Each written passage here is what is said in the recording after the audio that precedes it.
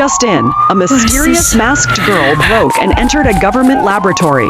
The CCTV camera footage shows she vanished out of the laboratory, followed by a citywide power outage. Currently, she's found near the seaside as multiple SWAT teams surround the girl.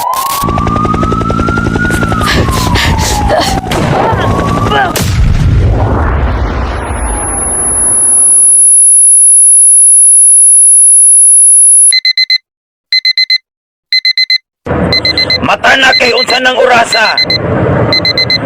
Mata na kay unsa ng orasa.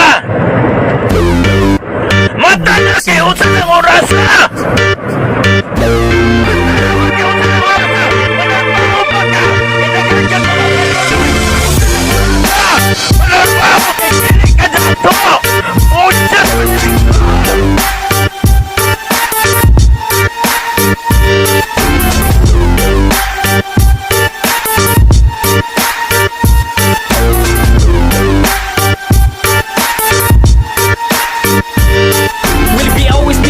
Maskin asa pa nga place Per miraga break so fucking matter what's the case And me gonna going fake Para lang sa sake nga maka-earn of money and fame Pwede na mag-good.